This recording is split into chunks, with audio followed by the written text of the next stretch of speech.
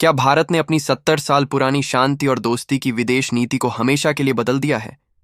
क्या वह भारत जो पड़ोसी पहले की बात करता था, अब भारत पहले की नीति पर चल पड़ा है? सोचिए जरा। आज एक ऐसी खबर सामने आई है जिसने सिर्फ ढाका और दिल्ली में ही नहीं बल्कि बीजिंग तक खलबली मचा दी है। ये कोई छोटी मोटी डिप्लोमेटिक तकरार नहीं है। ये है भारत का सबसे बड़ा, सबसे आक्रामक और एक साथ लिया गया सबसे कड़ा फैसला। और इस बार निशाने पर पाकिस्तान या तुर्की नहीं, बल्कि वो देश है जिसे भारत ने 1971 में अपने खून से सींचकर आजाद कराया था। जी हां, हम बात कर रहे हैं बांग्लादेश की। भारत ने एक झटके में बांग्लादेश के खिलाफ 4 ऐसे बड़े कदम उठाए हैं जिसने शेख हसीना के बाद बनी नई अंतरिम सरकार को सोचने पर मजबूर कर दिया है। यह फैसले इतने कड़े हैं कि इन्हें कूटनीति की दुनिया में सर्जिकल स्ट्राइक कहा जा रहा है। तो सवाल यह है कि आखिर भारत को ऐसा क्यों करना पड़ा? उस बांग्लादेश के खिलाफ, जिसे भारत हमेशा अपना छोटा भाई मानता आया, उसके खिलाफ इतना सख्त रुख क्यों? क्या बांग्लादेश ने भारत की पीठ में छुरा घोंपा है? और सबसे बड़ा सवाल, क्या इस पूरे खेल के पीछे चीन का हाथ है? आज हम इस पूरे मामले की परत दर परत पड़ताल करेंगे और आपको उस सच्चाई तक ले जाएंगे जो मेन स्ट्रीम मीडिया आपको कभी नहीं बताएगा। बने रहिए मेरे साथ। लेकिन दोस्तों, इस बड़ी और ऐतिहासिक खबर पर आगे बढ़ने से पहले मुझे आपसे एक बहुत ही जरूरी बात करनी है। एक ऐसी बात जो शायद आपकी देशभक्ति पर, आपके भारत प्रेम पर एक सवाल खड़ा करती है। आप और हम अक्सर इंटरनेट पर गानों के वीडियो, लड़कियों के नाच गाने वाले वीडियो, कॉमेडी शो और मनोरंजन की चीजों को लाखों करोड़ों व्यूज देते हैं, उन्हें लाइक करते हैं, शेयर करते हैं। लेकिन जब हम दिन रात मेहनत करके देश के महत्वपूर्ण खबरों को, अपने भारत देश के गौरव को आप तक पहुंचाते हैं, तो आप ना वीडियो को लाइक करते हैं, ना शेयर करते हैं और ना ही आप पूरी वीडियो को देखते हैं। आज मैं आपसे एक छोटी सी विनती करता हूं। आपसे गुजारिश है कि अगर सच में हमारी तरह आपके दिल में भी अपने इस भारत देश के लिए जरा सा भी प्यार है, तो इस वीडियो पर कम से कम 20,000 लाइक्स कर दीजिए और अपने देश के भारतीय सेना जो हमारी सुरक्षा के लिए दिन रात बॉर्डर पर तैनात हैं, उस इंडियन आर्मी के लिए कमेंट में कम से कम 5,000 जय हिंद वंदे मातरम लिखकर भर दीजिए और पूरी वीडियो को आखिरी तक जरूर देखिए। दोस्तों, भारत की विदेश नीति में एक गजब का बदलाव आया है। वह द्वार चला गया जब भारत शांति और सहयोग के नाम पर हर रिश्ते को निभाता चला जाता था, भले ही उसे बदले में धोखा ही क्यों ना मिले। अब हालात बदल चुके हैं। प्रधानमंत्री मोदी और विदेश मंत्री एस जयशंकर की जोड़ी ने दुनिया को साफ संदेश दे दिया है। ये नया भारत है। ये भारत बात भी करेगा, मदद भी करेगा, लेकिन अगर कोई देश उसकी सीमाओं, उसकी सुरक्षा या उसके आर्थिक हितों के साथ खिलवाड़ करने की कोशिश करेगा, तो भारत उसे उसी की भाषा में जवाब देगा और जवाब ऐसा होगा कि उसकी मिसालें दी जाएंगी।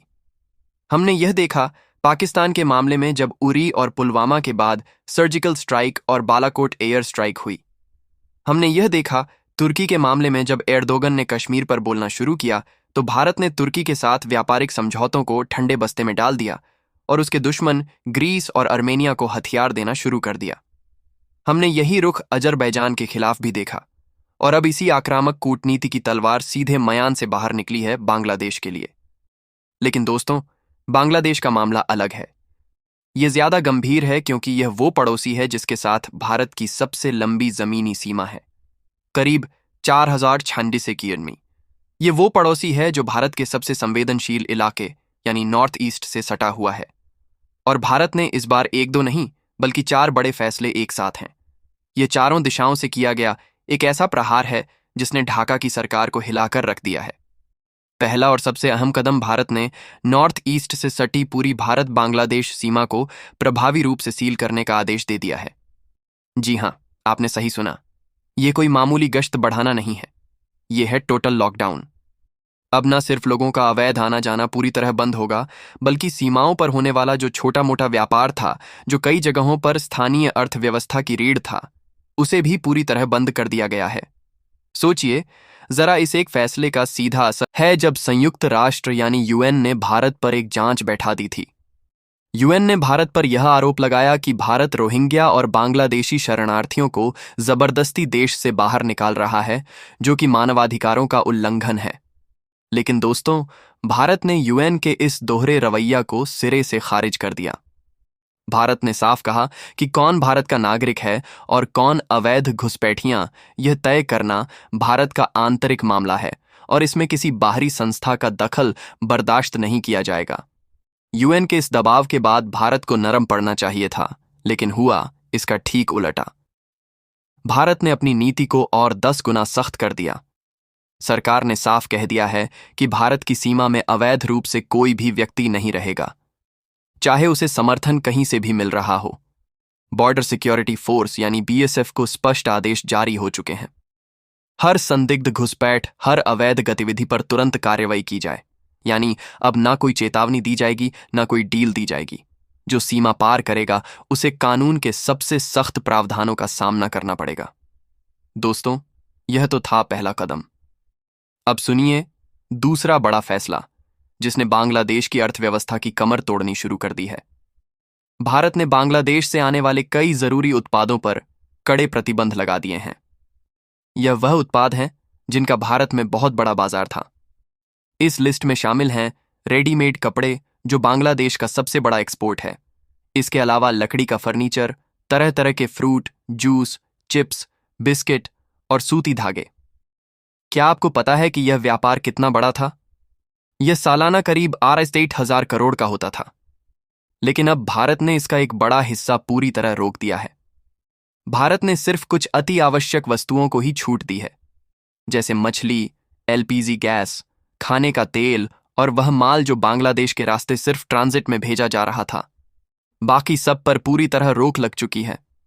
इसका सीधा झटका बांग्लादेश की अर्थव्यवस्था पर लगा है, क्योंकि उसका करीब 14% निर्यात भारत पर निर्भर था। भारत का संदेश अब शीशे की तरह साफ है।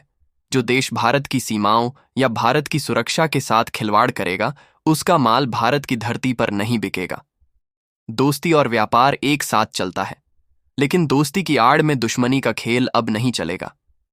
तीसरा कदम भी व्यापार से ही जुड़ा है, लेकिन यह और भी ज्यादा गहरा है। भारत ने ऐलान किया है कि बांग्लादेश से आने वाले रेडीमेड कपड़े यानी गारमेंट्स अब लैंड रूट से यानी जमीनी रास्तों से भारत में नहीं आ पाएंगे। पहले क्या होता था कि ट्रक के ट्रक भरकर कपड़े असम, त्रिपुरा और मेघालय की सीमाओं से भारत में आते थे। यह सस्ते होते थे और इन्होंने नॉर्थ ईस्ट की स्थानीय कपड़ा इंडस्ट्री को लगभग तबाह कर दिया था। लेकिन अब भारत ने नियम बदल दिया। अब अगर बांग्लादेश को कपड़े बेचने हैं तो वह सिर्फ समुद्री बंदरगाहों जैसे कोलकाता या मुंबई के नहावा शेवा पोर्ट के जरिए ही इंपोर्ट कर सकता है। दोस्तों, यह एक मामूली नियम बदलाव नहीं है, यह एक रणनीतिक चाल है। सोचिए जरा, जो माल पहले ट्रक से एक दिन में सीमा पार कर जाता था, अब उसे पहले जहाज पर लादना होगा। फिर वह घूमकर समुद्री रास्ते से कोलकाता आएगा, वहां कस्टम क्लियरेंस होगा और फिर वहां से वापस ट्रकों में भरकर नॉर्थ ईस्ट भेजा जाएगा। इसमें जो समय और पैसा लगेगा, उससे बांग्लादेशी कपड़ों की कीमत अपने आप इतनी बढ़ जाएगी कि वह भारतीय कपड़ों का मुकाबला ही नहीं कर पाएंगे। इस एक फैसले से भारत ने नॉर्थ ईस्ट की स्थानीय इंडस्ट्री को नई जिंदगी दे दी है और बांग्लादेश के सबसे बड़े आर्थिक हथियार को बेकार कर दिया है। और चौथा बड़ा फैसला जिसने इस पूरे खेल को पलट दिया, वो है एक रणनीतिक बयान। भारत ने सिर्फ एक्शन ही नहीं लिया, बल्कि दुनिया को यह बता भी दिया कि वह यह क्यों कर रहा है। भारत ने आधिकारिक तौर पर यह कहना शुरू कर दिया है कि बांग्लादेश अपनी जमीन से भारत विरोधी गतिविधियों को रोकने में नाकाम रहा है। इसमें अवैध घुसपैठ, जाली नोटों का कारोबार और सबसे बढ़कर उग्रवादी गुटों को मिलने वाली पनाह शामिल है। भारत ने यह साफ कर दिया है कि जब तक ढाका इन मामलों पर जमीनी कार्रवाई नहीं करता, तब तक ये आर्थिक और सीमाई प्रतिबंध जारी रहेंगे। दोस्तों, भारत और बांग्लादेश के रिश्ते अब एक ऐसे मोड़ पर पहुंच चुके हैं जहां से वापसी लगभग नामुमकिन दिख रही है। ये वो दो देश थे जिनकी दोस्ती की मिसालें दी जाती थीं, लेकिन आज हालात यह हैं कि सीमा पर तनाव है, व्यापार ठप है और दोनों देशों के बीच कड़वाहट अपने चरम पर है। लेकिन सवाल वही है कि आखिर ऐसा क्या? इस वीडियो को एक लाइक जरूर दें और इसे अपने दोस्तों और परिवार के साथ शेयर करें। और अगर आप चैनल पर नए हैं तो अभी के अभी सब्सक्राइब बटन दबाकर बेल आइकन को ऑल पर सेट कर लें, ताकि हमारी कोई भी खबर आपसे मिस ना हो। और अंत में जाते जाते कमेंट बॉक्स में एक प्यारा सा जय जय हिंद जरूर टाइप करें। मिलते हैं अगले वीडियो में एक और धमाकेदार खबर के साथ। धन्यवाद।